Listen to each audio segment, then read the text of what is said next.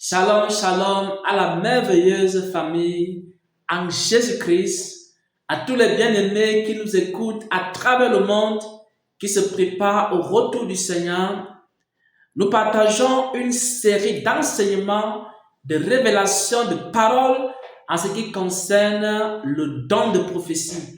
L'apôtre Paul a dit aspirer au don de prophétie parce que le don de prophétie est très utile à l'Église, est très utile à l'ensemble du corps de Christ, est très utile aux chrétiens et aux serviteurs de Dieu.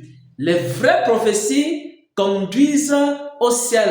Les vraies prophéties, lorsqu'elles sont relâchées dans la vie d'une personne, dans la vie d'une église, elles vont conduire cette église dans la sainteté, dans la vérité, dans la puissance de Dieu.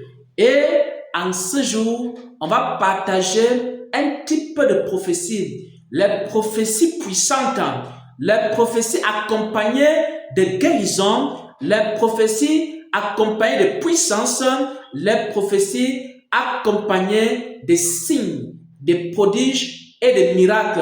Lorsqu'elles sont relâchées dans ta vie, alors elles peuvent te délivrer, elles peuvent t'affranchir, elles peuvent te restaurer.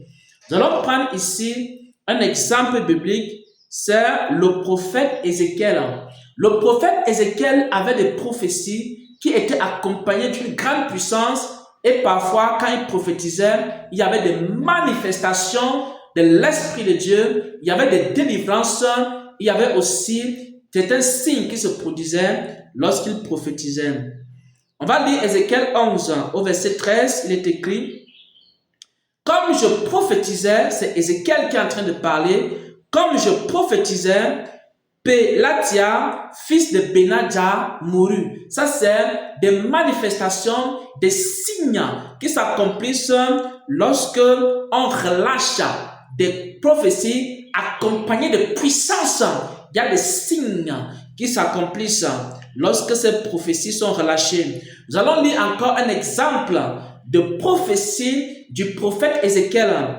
Dans Ézéchiel 37 au verset 7, il est écrit: je prophétisais selon l'ordre que j'avais reçu, et pendant que je prophétisais, il eut un bruit. Pendant que je prophétisais, il eut un mouvement, et les ossements s'approchèrent les uns les autres. Et parfois, lorsque ces prophéties puissantes sont relâchées dans la vie d'une personne, alors si la personne était malade, la personne peut trouver la guérison. Les prophéties accompagnées de puissance, lorsqu'elles sont relâchées dans ta vie, alors si une personne est possédée, la personne peut être délivrée des démons, des oppressions sataniques et des puissances du mal. Les prophéties accompagnées de puissance, ce sont des prophéties, lorsqu'elles sont relâchées dans ta vie, si quelqu'un est dans les liens du péché, alors la personne peut être délivrée du péché et les chaînes qu'il y a dans sa vie seront brisées.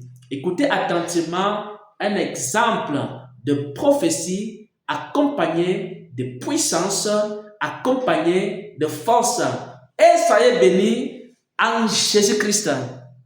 Dans les cœurs de mes enfants, j'ai vu ton désir de te lever.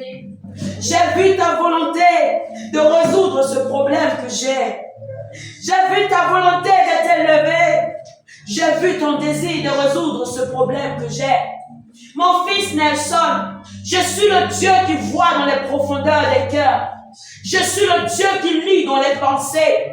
À moi appartient ton corps. À moi appartient ton âme. À moi appartient ton esprit.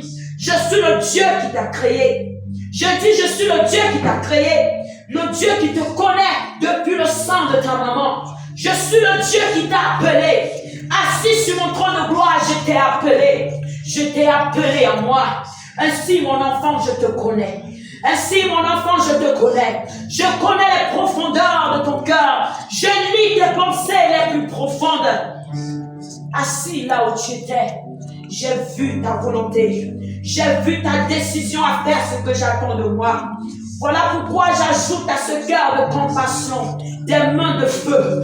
Voilà pourquoi j'ajoute à ce cœur de compassion compassion, des mains de feu.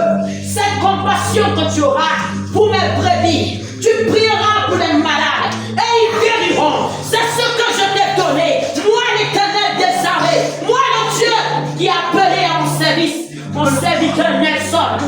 J'ajoute à ce cœur de compassion des mains de feu. Des mains de feu. Tu prieras et les malades guériront. Tu prieras et les malades guériront. Maintenant que tu as pris cette décision, sache-le mon fils, je t'accompagne, je suis avec toi. J'agresse cette décision du haut de mon trône. J'agresse cette décision du haut de mon trône. Mets-toi au travail.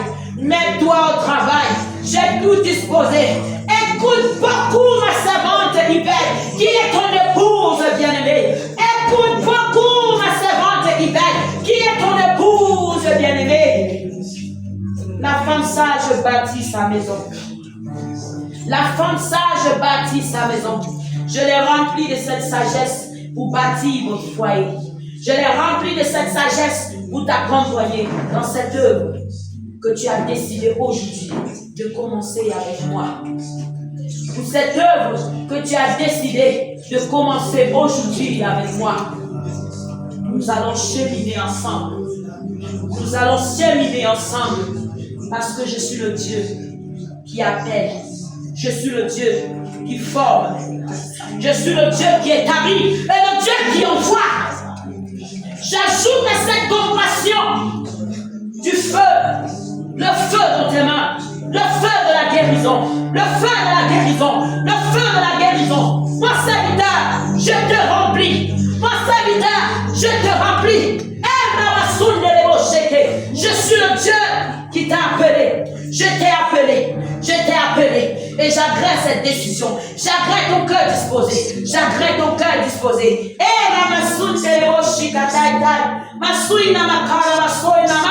Pourquoi t'inquiètes-tu, mon fils? Étienne, pourquoi t'inquiètes-tu, mon fils? Pourquoi